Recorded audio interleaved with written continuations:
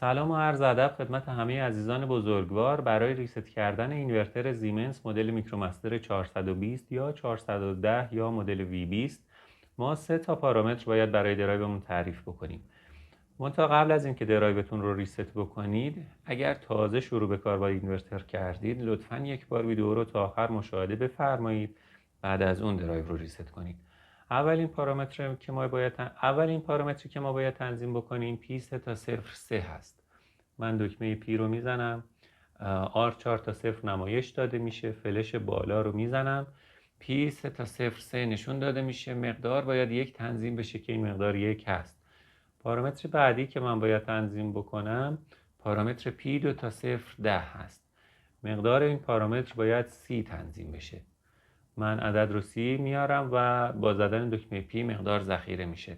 و پارامتر مربوط به ریست کردن درایو P0970 هست. وارد پارامتر میشم، مقدار پارامتر رو 1 تعریف میکنم و با زدن دکمه P درایو شروع میکنه به ریست کردن پارامترهای خودش و اونا رو برمیگردونه به پیشفرض کارخونه.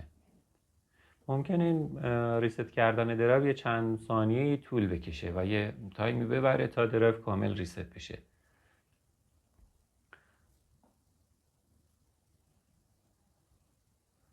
خب درایو من ریست شد و پارامتر P0970 مجدد نمایش داده شد.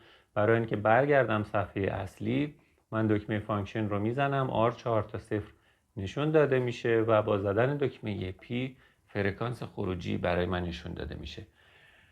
نکته خیلی مهمی که اینجا باید رعایت بشه این هست اگر تازه شروع به کار با درایو کردید و درایوی به دستتون رسیده که نمیدونی چه تنظیماتی برای اون تعریف شده، نمیدونید برای چه دستگاهی استفاده شده، به هیچ عنوان درایوتون رو ریست نکنید.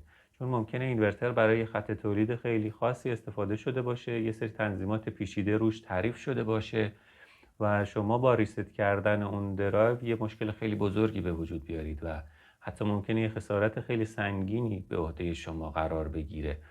پس لطف کنید اگر میخواید درایو رو ریست بکنید مطمئن بشید که میتونید مجدد اون درایو رو به همون تنظیمات برگردونید، یا اگر خب درایو رو تازه تهیه کردید، اینورتر استوک هست یا اینکه نو هست ولی مطمئن نیستید تنظیمات همه پیش فرض باشن، یک بار درایوتون رو ریست کنید. بعد از اون برای هر دستگاهی که میخواید استفاده بکنید اینورتر رو تنظیم بکنید و بدون هیچ دردسری اینورتر راه اندازی میشه و کار خودش رو انجام میده.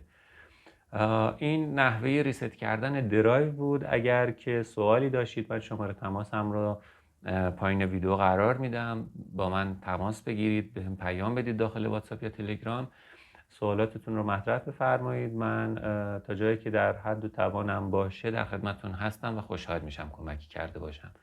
موفق و سربلند باشید. خدا نگهدار شما باشه.